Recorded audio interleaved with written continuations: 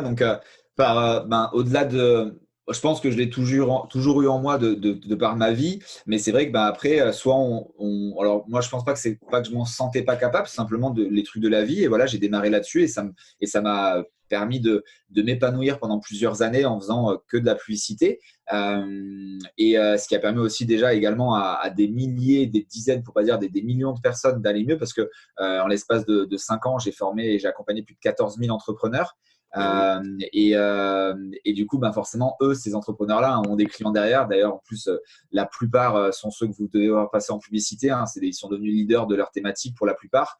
Et à un moment donné, je me dis, OK, Pour que les gens qui ne te connaissent pas, quel client, voilà, qui c'est que tu as accompagné, si tu peux te le permettre. Mais voilà, comme ça qu'on voit bien le niveau dans lequel tu étais, quoi, hein. yes. Il y a un petit peu de choses, il y a un petit peu de tout, donc je vais faire très rapidement justement pour un peu voilà, le social proof comme on dit. Oui, Donc de 2013 à 2015-2016, c'était donc vraiment, comme tu l'as dit, en tant que consultant, agence de communication, marketing, etc., etc. Donc là, j'ai même eu l'opportunité de travailler, d'accompagner Guerlain, BMW, Mini, pas mal de sociétés de ce niveau-là. Alors pas sur le monde ou des choses comme ça, c'était souvent sur des choses spécifiques. Par exemple, Guerlain, c'était pour leur parfum, la petite robe noire, des choses oui, comme ça, mais c'est déjà massif. Ensuite, en termes d'entrepreneurs, alors, il y en a beaucoup, on peut les retrouver sur mon site où il y a des dizaines et des dizaines de vidéos témoignages. Il y a par exemple Max Piccinini qui est ben aussi un oui. leader dans le coaching dans Dev Perso. Mhm. Il peut y avoir Romain Collignon qui est aussi un bon élément sur l'entrepreneuriat. Il y a David Venin qui est devenu un leader également sur la création de webinaires. Voilà, pas mal de personnes comme ça, je pourrais en citer longtemps, mais il y a plein de vidéos qui le disent encore mieux que moi. Donc c'est pour ça que je disais, c'est dans notre milieu à nous, c'est ces gens qui sont devenus leaders. Alors, c'est pas que je leur ai appris ce qu'ils savaient, je leur ai simplement appris à déjà éliminer leurs croyances limitantes, mais surtout à se rendre visibles. Et ça, c'est le nerf de la guerre de n'importe quel business. C'est bien d'être le meilleur, c'est bien d'avoir le meilleur produit, mais si personne le sait, tu vas mettre la clé sous la porte. Alors Ben que oui. ton concurrent, qui en plus, et ça on est tous passés par là, tu sais qu'ils sont moins bons, tu sais qu'ils ont un moins bon support client, tu sais que leur produit est moins bon, et ça te fout la hargne. Sauf que eux, ils investissent, ils sont visibles, ils passent dans les médias ou quoi que ce soit, et Eh du coup, oui. ils vendent beaucoup plus que toi, Mm, alors que presque leur produit est merdique. C'est pour pas mm. aller jusque-là, mais en gros, c'est l'idée.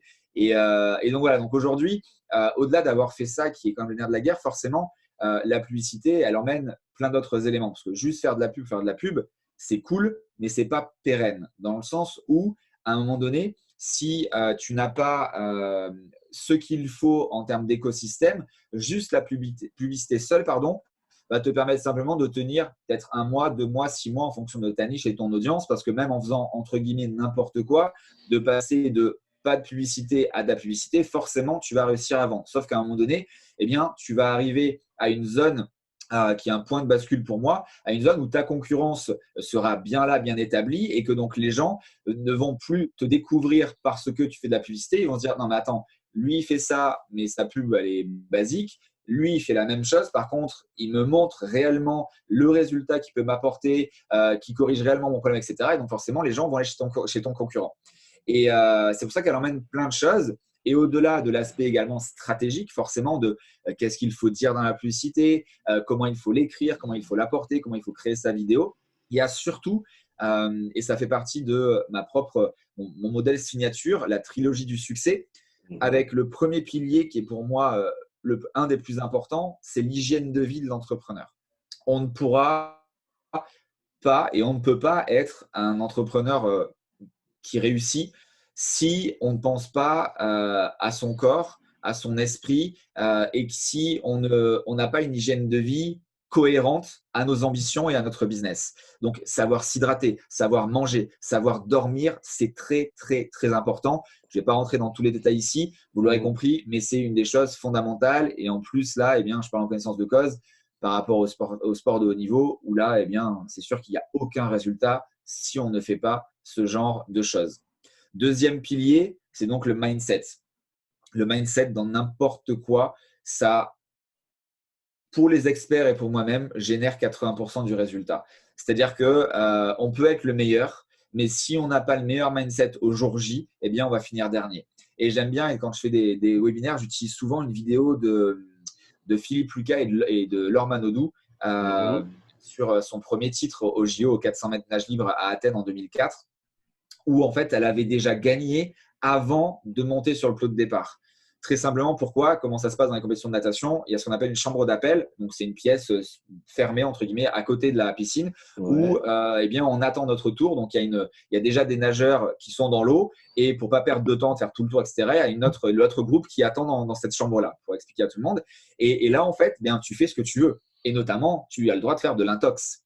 Et au final, Laure, elle n'avait presque pas besoin de faire de l'intox. C'est que son énergie, son regard, c'est même plus une intention à ce niveau-là. C'est ce que tout Philippe lui avait mis pendant plusieurs années, parce que Philippe, c'est un des plus grands coachs de la planète. Et là, en fait, elle avait déjà gagné. Oui, elle se voyait toucher le plot. Voilà, non, mais c'est ça. Mais même tu vois l'énergie qu'elle dégageait avec ses concurrentes. Et tu les vois quand elles arrivent. Donc, la vidéo qu'on voit sur France Télévisions, c'est tu les vois arriver. Déjà, elle a un regard déterminé 10 fois supérieur à toutes ses concurrentes. Et sur le plot de départ, elle fait un petit regard à droite à gauche. Et pour ceux qui ont entreaperçu son regard, elle avait juste fini la course à ce moment-là, alors que ça a un peu encore démarré. Parce que, eh bien, c'était cette intention, mais surtout son mindset. Un mindset à toute épreuve. Et je cite Philippe Lucas. Donc là, je parle d'un 400 mètres. Un 400 mètres, c'est très difficile en natation. Et du coup, il disait à 300, 350 mètres, tu vas avoir mal. Tu vas avoir très mal. Tu vas avoir très, très mal. Mais dis-toi que celles qui sont à côté, elles auront autant mal que toi. Sauf que toi, tu auras déjà vécu cette douleur des centaines de fois. Et c'est là où tu vas réaccélérer. Et c'est exactement ce qui s'est passé. Et ça, d'en reparler, ça me redonne la chair de poule parce qu'au final, c'est tout bête. Mais il faut l'entendre des centaines, des milliers de fois pour l'inconscientiser parce que la douleur, c'est humain. Dès que tu as mal, tu vas arrêter ou tu vas diminuer ton effort ou peu importe. Alors, c'est justement là qu'il faut renchaîner. Et d'ailleurs, je crois que c'est Bruce Lee qui le disait quand il faisait ses pompes.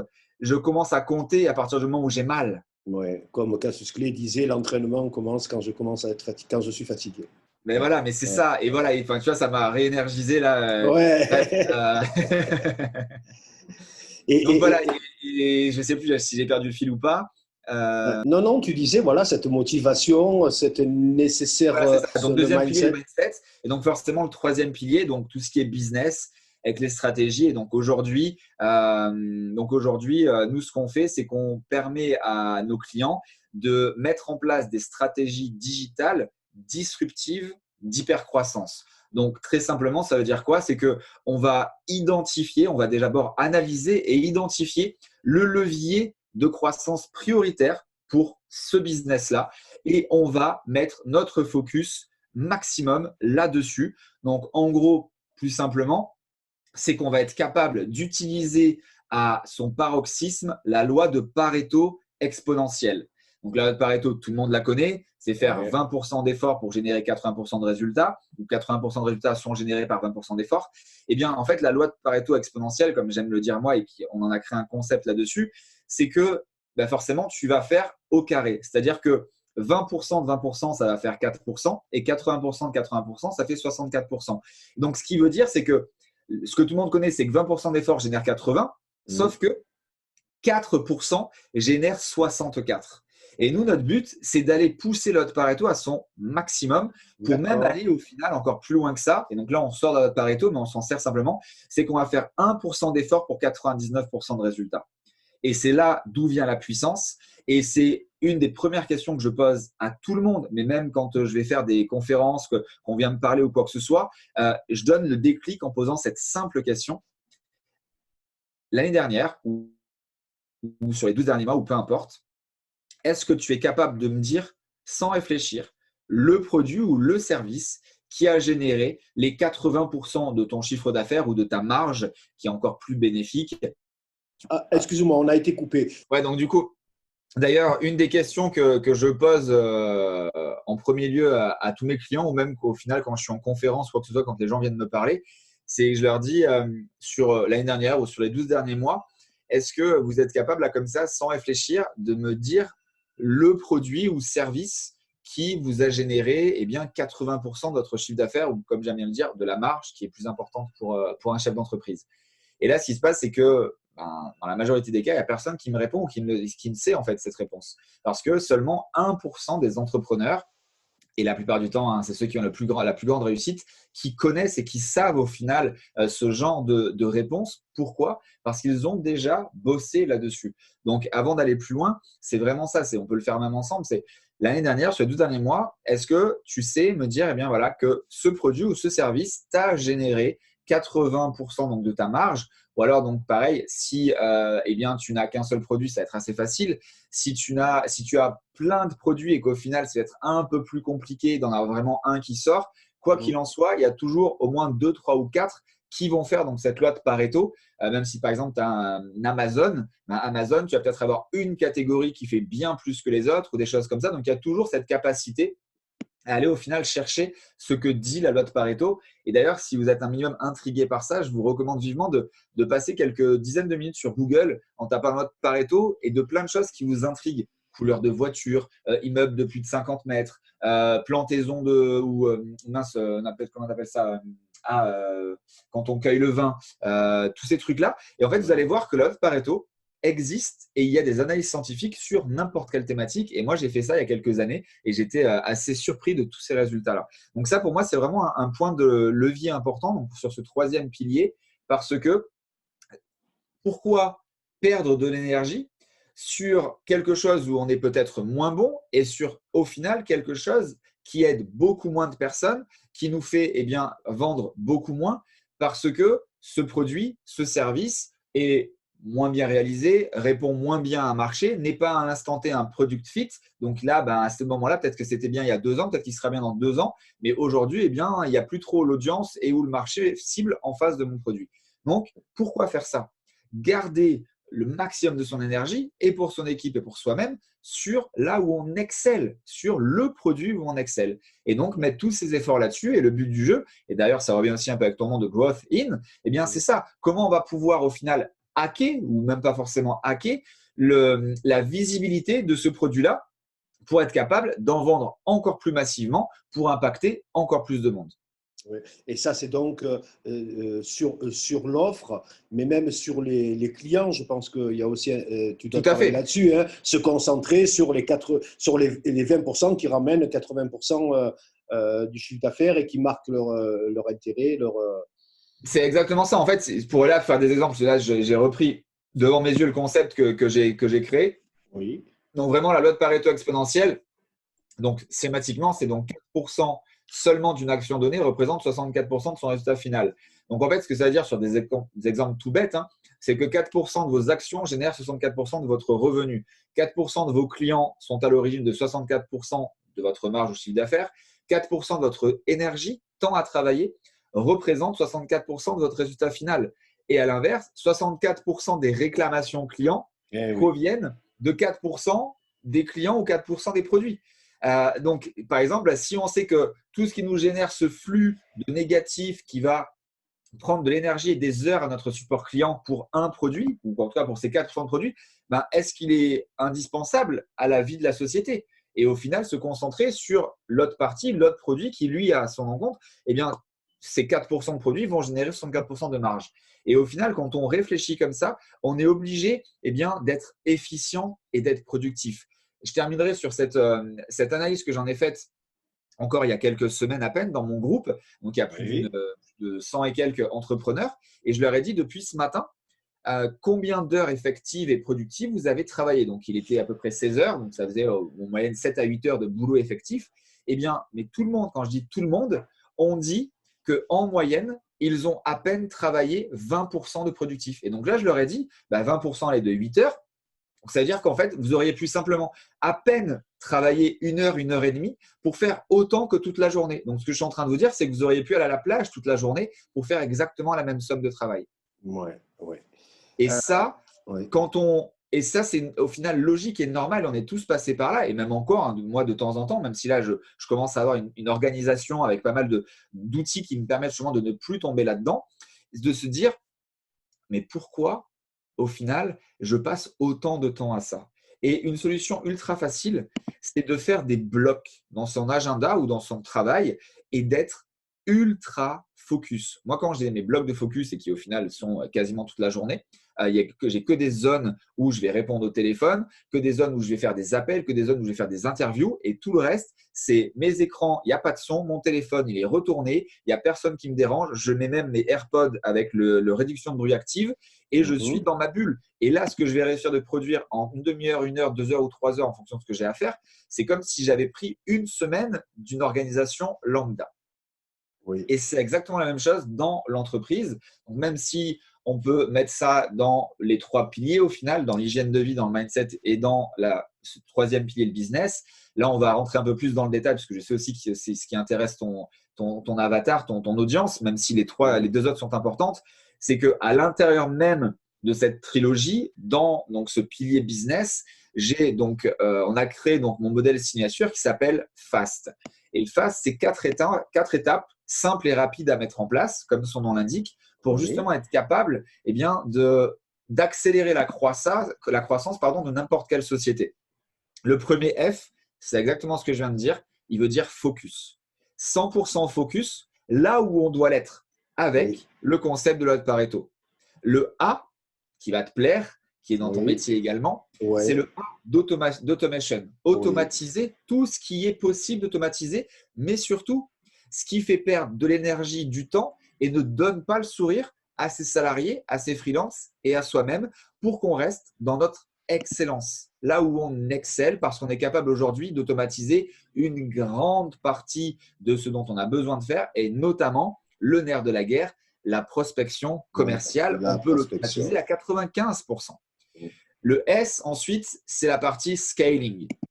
Donc là, c'est mettre à l'échelle, c'est la croissance, plusieurs définitions possibles. Mais au final, scaler un business, c'est de le pérenniser, d'accélérer sa croissance et de le rendre rentable. Là, si on fait une image, un parallèle avec notamment les startups qui donc démarrent startup avec un produit rapidement exploitable sur le marché pour voir s'il y a un product fit et rapidement, donc dès qu'elles ont passé un certain levier, plusieurs millions ou quoi que ce soit, là, elles passent dans une phase de scale-up et bien là, c'est là où elles se font certainement lever ou quelque chose comme ça pour aller encore plus loin. Et ensuite, le T de FAST, c'est le T de team pour tout ce qui va être délégation. On est obligé d'avoir une team, quelle qu'elle soit, pour aller encore plus loin et plus vite. Et donc, ce modèle signature permet à l'ensemble de mes clients d'accélérer leur croissance dans, aujourd'hui, on est dans plus de 116 niches différentes, dans 116 marchés différents. Et la plupart de mes clients qui ont suivi cette accélération est due à le modèle signature FAST parce que c'est un modèle qui est éprouvé année après année et qui permet de réduire son temps de travail et d'augmenter son efficacité. Et la dimension, donc ça, j'ai très bien compris, et la dimension de développement nécessaire, développement personnel, tu intègres cette dimension. Alors en fait, voilà, comme je te l'ai dit, là, du coup, cette dimension-là, elle est dans les 2 piliers. Là, ce modèle signature, il est au final incarné que pour la partie business, entre guillemets, mais c'est quelque chose qui est méta. Donc, déjà, le modèle méta, c'est hygiène de vie, mindset, business. Et ensuite, dans le business qui est important, mais qui est complémentaire aux 2 autres piliers, on a donc ce modèle signature qui lui permet donc d'accélérer la croissance du business. Mais quoi qu'il en soit, on ne pourrait pas non plus l'accélérer à cette vitesse-là si de l'autre côté, on n'avait pas mindseté au final l'entrepreneur et câblé en alignement avec ses objectifs. Parce qu'on ne peut pas faire atteindre à un entrepreneur qui a un mindset d'un objectif à 1 million, alors que lui, il veut aller dans Forbes, donc au milliard. C'est juste pas possible. Et pareil, sur l'hygiène de vie, on ne peut pas lui demander d'être 2, 3, 4 ou 5 heures par jour, tous les jours de la semaine, en interview, en train de faire des deals à plusieurs millions, s'il s'est couché à 2 heures, s'il boit tous les jours, s'il ne fait pas de sport, s'il mange mal et surtout s'il ne boit pas d'eau. Donc, tous ces trucs-là, ils sont importants. Encore une fois, nous, le but premier, c'est de permettre à nos clients de les emmener là où ils souhaitent aller. Et ce que j'aime bien dire, et cette méthode-là, au final, ce modèle signature nous permet surtout de répondre à quelque chose qui est assez intéressant. C'est une phrase que j'aime beaucoup, qui est toute simple, mais qui normalement à chaque fois titille beaucoup, assez profondément. C'est cette phrase qu'on devrait nous apprendre à l'école. On ne sait pas ce qu'on ne sait pas. Mhm. La phrase on ne sait pas ce qu'on ne sait pas.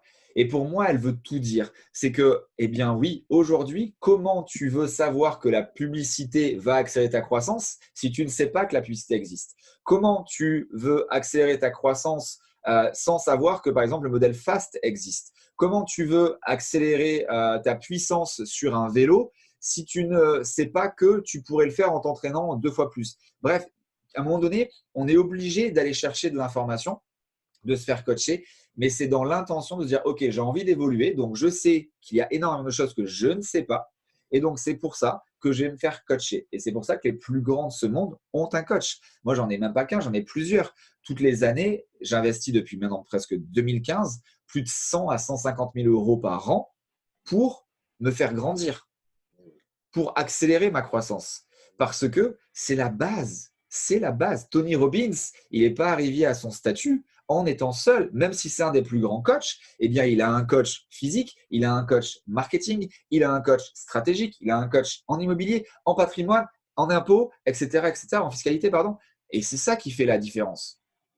Ça lui permet après, en plus, de partager tout ce qu'il a Bien sûr. appris. Alors, très concrètement, je vais me prendre la liberté de parler une minute de moi. Vas-y. Jeune, un peu voilà, turbulent et tout ça, j'ai rencontré un artiste, Nicolas Frise, pour ne pas le citer, euh, et il me dit: qu'est-ce que tu aimes faire? Moi, j'aime quand je dis j'adore jouer de la guitare. Je suis fils d'artiste et moi-même artiste en son temps. Il me dit: tu sais que tu peux en vivre? Je le regarde, les yeux éberlués. Je dis: qu'est-ce qu'il me raconte? Dans ma tête, tu vois, qu'est-ce qu'il me raconte? Et il a prouvé. Il m'a fait faire mes premiers concerts. J'ai été payé à l'INA pendant 4 ans, simplement pour une phrase: c'est possible. Ça me ramène à une phrase que j'avais lue: on n'est que notre structure mentale, et il faut que impossible fasse éclater la structure mentale pour passer à un autre niveau. Et du coup, c'est pour ça que je te posais la question, que je revenais sur la dimension de développement personnel. Ça me fait penser aussi à, tu sais, celui à Al Herold, qui a écrit The Miracle Morning. Et il prenait comme référence, je crois que c'était une phrase de Carnegie, et Carnegie disait que la problématique majeure, c'est qu'on veut être très haut, mais qu'en termes de développement personnel et de structure, on est très bas. Même si on a les capacités, on ne pourra pas arriver à notre objectif. Donc, écoute, moi j'ai entendu avec vraiment beaucoup d'intérêt ce que tu as fait, finalement conceptualisé dans ta formule, dans ta proposition, et je trouve ça super et une belle opportunité à saisir pour ceux qui ont les moyens, et je dirais même mieux, ceux qui se donneront les moyens. Hein. C'est ça. Euh, Non, mais c'est euh, toujours ça. Juste attends, que tu enchaînes, pareil, j'ai un truc, ça va 2 minutes de plus je t'en prie. par rapport à ça, parce que du coup, tu es rebondi sur Dev Perso. C'est vrai que c'est le plus important. Encore une fois, hein, ça fait partie du mindset et sans mindset, on ne peut rien faire.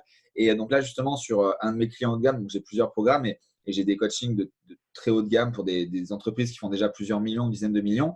Donc là, c'est une entreprise qui qui faisait un peu moins de 10 millions quand ils m'ont pris, donc pour passer largement le cap des 8 chiffres, mais surtout faire grandir, travailler moins, structurer toute leur boîte, etc.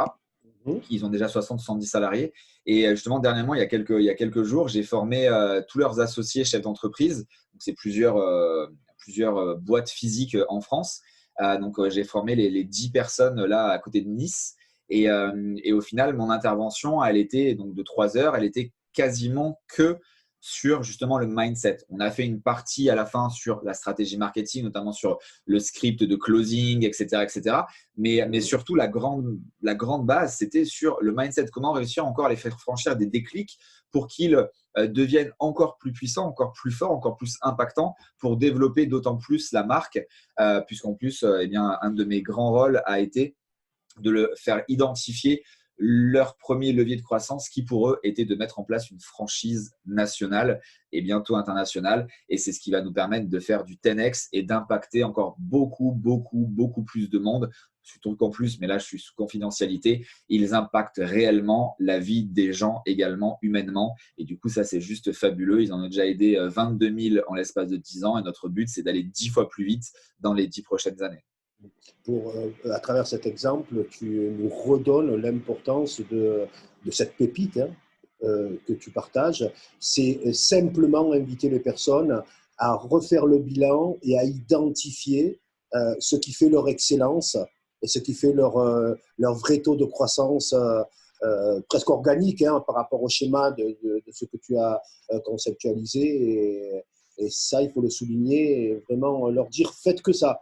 Levez-vous le matin, faites du sport, soyez bien dans votre peau, dans votre vie, et posez-vous pour faire le bilan de qu'est-ce qui est votre vraie excellence, ce qui généralement fait ce que vous aimez le plus, partager. Et c'est un petit exercice vraiment à faire. En tout cas, c'est ce que tu nous rappelles, en tout cas que tu me rappelles là en disant tout ça. Ouais, c'est ça, c'est vraiment de rester focus, de ne pas s'éparpiller, mais surtout de travailler là où c'est essentiel. Mais encore une fois, on passe tous par là. Et je me rappelle encore, c'était à peine il y a quelques années où tu veux déjà aussi quelque chose d'important, j'y pense maintenant, c'est que quand on est dans cette phase-là, et on y passe tous, et pour certains, elle dure beaucoup plus longtemps que pour d'autres, et notamment ceux qui investissent pas en eux, et ça dure très très longtemps, voire c'est toute leur vie. Comme par exemple, tu vois, mon papa, même si mon papa m'a appris beaucoup de choses, il m'a donné cette âme du sportif, etc. Il a toujours été chef d'entreprise, mais pas entrepreneur. Mais malgré tout, tu vois, il n'a pas travaillé sur lui. Et donc, c'est pour ça que même s'il a eu certaines réussites ou peu importe, eh bien, il était toujours capé parce que, eh bien, il n'a jamais vraiment travaillé sur lui. Et d'ailleurs, ce qui est marrant, en petite parenthèse, c'est que depuis quelques années, au final, grâce à également moi, ce que j'ai appris sur moi, à être également eh bien, meilleur dans tel ou tel niveau thématique, eh bien, j'ai trouvé des angles pour également faire évoluer mes parents, mais justement d'abord en leur faisant prendre conscience qu'ils en avaient envie, qu'ils en avaient besoin. Et du coup, je leur fais lire des livres de développement personnel que j'ai moi-même lus, que j'ai identifié qui pourraient être intéressants pour eux, etc. Et du coup, je le vois là depuis maintenant 1 ou 2 ans, mes parents, malgré qu'ils soient plus âgés que moi forcément, eh bien, on dit que souvent âgés, on ne peut plus rien faire. Ben non, c'est faux. Ils ont une vision sur le monde qui est largement différente d'avant. Alors, je ne vais pas dire que c'est juste grâce à un livre ou à cause d'un livre, mais en tout cas, c'est ce qui leur a mis sur l'envie d'en savoir plus. Et même encore il y a quelques jours, quand je discutais avec eux, ils m'ont dit non, mais on a envie d'en lire encore d'autres de livres. Donc ça, c'est vraiment la magie. Et pour revenir sur ce sujet-là, c'est que quand on est dans ce schéma-là où on travaille beaucoup, on n'a pas de temps, on ne gagne pas d'argent ou plein de choses comme ça. Après, on peut aussi travailler beaucoup, gagner de l'argent, mais du coup, à quoi ça sert? Est-ce que tu profites? Est-ce que tu penses à toi? Est-ce que tu penses à ta famille? Je prends aussi l'exemple d'un ami entrepreneur qui, un jour, sa femme lui a dit mais en fait, si on a un bébé, c'est le mien, le bébé, il ne te connaîtra jamais, en fait. Et là, ça l'a dit C'est terrible, ouais. C'est terrible. waouh! Ouais. Ah ouais! Ouais. Ah ouais! Donc, il était prêt à avoir un enfant, hein. Ce n'était pas juste une phrase comme ça. Donc, il était prêt, sauf que là, sa chérie lui a dit mais il va voir quoi de toi, le fils, là, en fait, le bébé? Tu es du matin au soir, dans ton bureau, etc., tous les jours de l'année. Ça ne sert à rien, en fait. Et là, ça lui a fait un énorme déclic. Et je pense que peut-être toi aussi, ça peut te le faire. Mais en tout cas, ça me le fait également. Et pourquoi? C'est parce que souvent, pour ne pas dire tout le temps, quand on en est là, c'est qu'on dit oui à tout. On ne sait pas dire non. Et la première des choses à faire pour également évoluer en tant que personne et business, c'est de savoir dire non. Arrêter de se mentir à soi-même et non, ça non, ça non, ça je ne peux pas, ça peut-être plus tard. Et en fait, au final, la vie, elle n'est pas très compliquée. C'est oui, non ou plus tard. Oui, non ou plus tard. Sauf que 95% du temps, on dit toujours oui parce que quoi? Eh bien, parce qu'on a peur du regard des gens. Oui, mais si lui, je lui dis pas oui, il va dire que machin. Ah oui, mais si elle, je lui dis pas oui, elle va penser que. Ah, mais si là, je dis pas oui, ils vont penser que j'ai la grosse tête. Ah, mais là, si je dis pas oui. Et en fait, ça, on n'est pas là pour vivre on n'est pas là pour vivre la vie des autres. On est là pour vivre la nôtre. Et justement, pour éviter que les gens nous piquent nos rêves. Donc, savoir dire non, c'est très important. Je reviens sur la phrase que tu as dit. Et tu as dit quelque chose comme Ne pas être chef d'entreprise et ne pas être entrepreneur. Entrepreneur. Est-ce que tu précises ça, s'il te plaît? Yes. Alors, encore une fois, là, même si j'ai pu lire des définitions où on parlait avec des entrepreneurs, ça reste interne à moi. Mais pour moi, un chef d'entreprise, c'est donc une personne qui a envie d'être son propre chef d'entreprise et qui va créer une société. Sauf que il va suivre le carcan traditionnel. Il va simplement faire, entre guillemets, ce qu'on n'a pas appris à l'école, mais c'est pour faire l'image, ce que les médias nous disent. Voilà, donc tu crées une société, la plupart du temps en France, SARL, etc., etc. On ne parle pas ni du RSI, ni tout ça, bref. Et ensuite, eh bien, après, voilà, tu vas faire un peu comme tout le monde, tu vas faire des cartes de visite, etc. Voilà, chef d'entreprise, pour moi, c'est avoir une société et faire ce que tout le monde fait. Donc, au final, rentrer dans les 99% de la population. Être entrepreneur, c'est réussir à identifier que oui, on a envie d'être chef d'entreprise, plus. Et donc là, sauf qu'on ne va pas simplement écouter l'information qui vient à nous, on va aller chercher celle dont on a besoin, mais surtout, on va être capable de transformer un business traditionnel en business pérenne. Parce que pour moi, un chef d'entreprise, en gros, il va acheter une canette à 1 euro, il va la revendre à 1,50 € ou 2 euros. Donc, il va faire sa marge moyenne d'un business entre 1,5 et 2,5. Alors qu'un entrepreneur, il va acheter cette même canette, sauf qu'il va la packager, il va faire plein de choses, et je vais en revenir dans un instant exactement ce qu'il faut faire, et il va être capable de la vendre 3, 4, 5, 10, 20, voire 50 euros. C'est ça pour moi la différence entre chef d'entreprise et entrepreneur. Encore une fois, c'est ma propre définition, il peut y en avoir plein d'autres.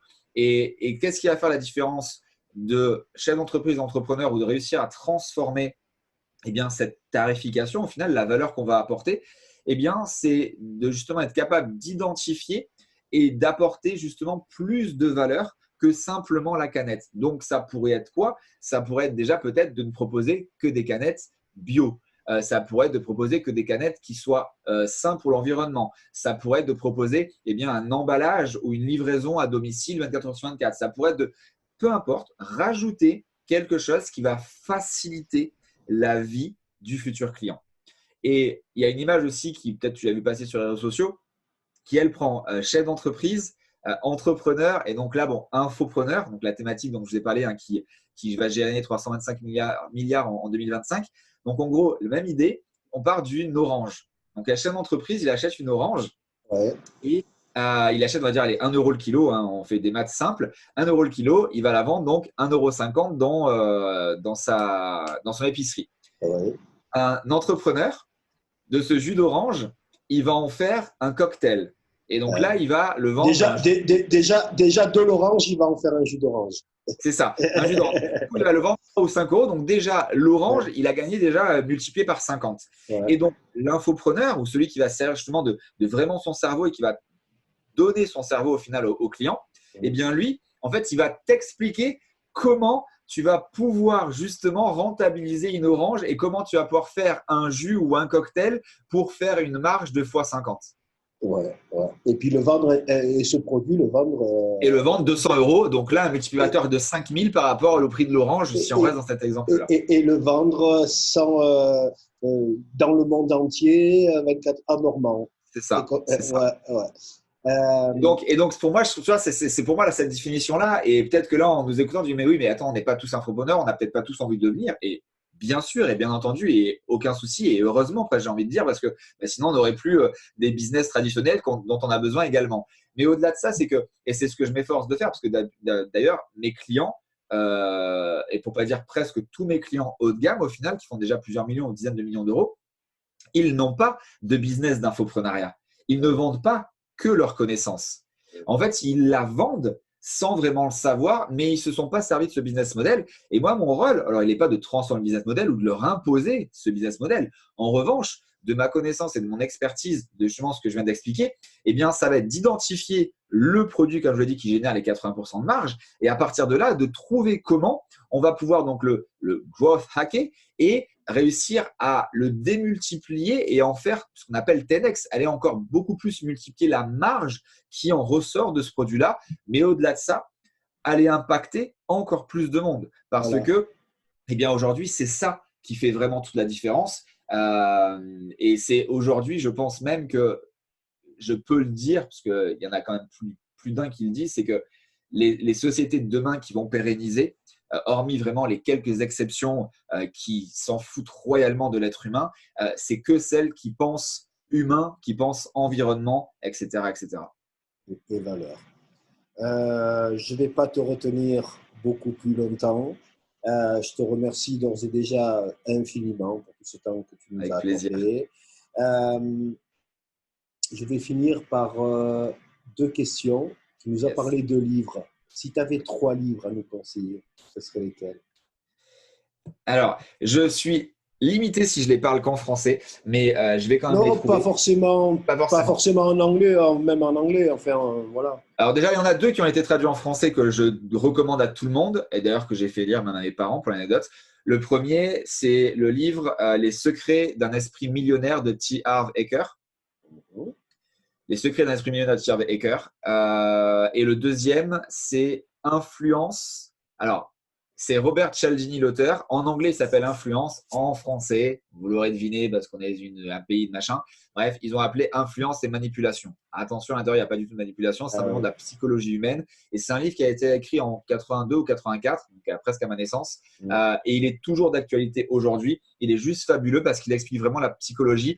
Moi, je recommande même de lire 2, 3 ou 4 fois par an. En tout cas, si vous avez envie, eh bien, de toujours en savoir plus, de toujours vendre plus, mais surtout éthiquement parlant. Donc ça, c'est les deux premiers. Attends, Et permets-moi de réagir parce que tu mets en opposition au mot manipulation un autre mot, sauf erreur de ma part. Tu alors, parles. ouais, en fait, pour moi, déjà, pour moi, manipulation, c'est un gros mot et à aucun moment, moi, j'utilise la manipulation. Ouais. La définition que j'ai de ça, c'est que par exemple, à aucun moment, moi, je vais vendre un de mes produits à quelqu'un qui, premièrement, n'est pas prêt. Deuxièmement, me dit qu'il n'a pas forcément l'argent, enfin qu'il n'a pas l'argent, ou me dit je suis au chômage, RSA, etc.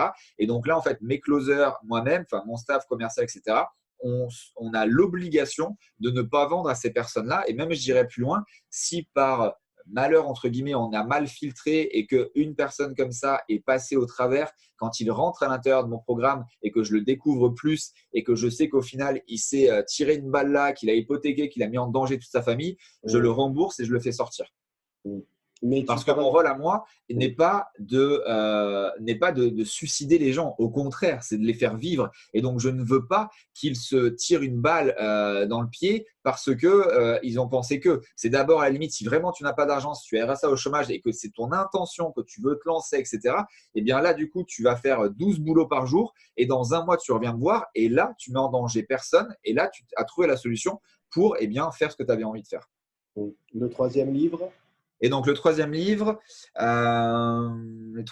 donc là j'ai fait dev perso, j'ai fait psychologie, on va faire un marketing. Troisième livre, je regarde derrière. Rapidement, un troisième. Ben, celui que tu vas écrire. Bientôt, non, peut-être. Alors oui, là, Ouais. c'est pas que bientôt, c'est qu'il y en a un que je suis en train de finaliser même. Alors ça sera pas pour l'instant, c'est pas un livre qui va être édité peut-être en fin d'année, mais là tout simplement non. Mais oui, il va s'appeler 5 révélations pour doubler vos ventes dans les 3 mois. À l'intérieur, pas de bullshit, que du concret. Et donc il y a 5 stratégies facilement applicables, palpables, actionnables immédiatement, qui, eh bien, au final, font partie également des stratégies que je mets en place pour mes clients. Donc, ça fonctionne réellement. C'est des choses qui font partie eh bien, des stratégies marketing même d'il y a un siècle et qui continuent de fonctionner aujourd'hui. Et notamment, je vous en ai parlé presque de deux au final, la loi de Pareto, sauf que là, j'en plus dans les détails. Et la deuxième aussi avec le schéma de la pyramide où 3% des gens sont prêts à acheter maintenant et 97, eh bien, il va falloir ce qu'on appelle les nurturer, les éduquer pour qu'ils comprennent qu'ils ont un problème et ainsi de suite. Donc voilà, ça serait à la limite ça, de travailler là-dessus. Donc merci à toi pour cette perche. Eh ben, écoute, voilà. Euh, enfin, dernière question. Pour ceux qui veulent en savoir plus, rentrer en contact avec toi, où c'est qu'on te retrouve sur le web? Alors, sur le web, un peu de partout. Donc, il y a Franck Roca, déjà. Donc, Franck, F-R-N-C-K, Roca, R-O-2-C-A. Donc, ça, par exemple, sur LinkedIn. Il y a aussi la page Facebook, Franck Roca Fan. Et sinon, notre site internet, même s'il existe aussi le franco.com, l'officiel et celui d'aujourd'hui, c'est propulsé.business. Donc, c'est bien le nom de domaine, propulsé.business, propulsé ER, business, comme ça se prononce. Et à l'intérieur aussi, vous avez, d'ailleurs, je vous recommande de le faire, vous avez un test qui vous permet vraiment au final d'évaluer votre potentiel et celui de votre entreprise. Et également, vous avez à disposition, si jamais il reste des créneaux, puisqu'on a très peu de créneaux par mois, la possibilité de réserver un appel diagnostic réglé par nos soins pour justement savoir si on peut vous accompagner à aller plus loin. C'est vraiment sans engagement. C'est par le responsable marketing de mon équipe qui, durant 45 minutes, va vous poser des questions et savoir s'il y a vraiment quelque chose à faire avec vous et surtout si on peut vous aider à accélérer votre croissance et à atteindre vos objectifs. D'accord, je mettrai bien sûr le lien en dessous de ce podcast. Là, je vais finir en copiant la question de Tom Bayeux dans son fameux podcast. Si tu avais un impact à porter dans ce monde, ce serait lequel? Qu'est-ce que tu aurais, voilà, quel impact tu aimerais laisser? En fait, moi, il est plus que réel puisque c'est ma mission de vie, c'est mon grand pourquoi. C'est que dans les années à venir, je veux créer l'une des plus grandes ONG de la planète pour sauver les océans en instaurant dans toutes les écoles scolaires ou en créant nos propres écoles une matière qui s'appellerait Sauver les océans pour que les enfants d'aujourd'hui deviennent les parents de demain et en tout cas sur le papier, qu'on n'ait plus à éduquer tous ces gens qui polluent l'océan et qui vont faire que la Terre va succomber. Et du coup, ça rejoint un peu Pierre Rabhi. Mais là, pour ce qui te concerne, quelle mer nous allons laisser à nos enfants et quels enfants nous allons laisser à nos C'est océans? ça. Merci infiniment. Merci infiniment, Franck. Je manquerai pas de te ressolliciter à l'occasion de la sortie de ton livre. Et tu nous tiens bien évidemment au courant. Yes, avec plaisir. Merci beaucoup à toi. J'ai passé un excellent moment. Merci infiniment, Franck, et au plaisir. Au Au plaisir. plaisir. Merci Je à te toi. Ciao, suis. ciao. Ciao.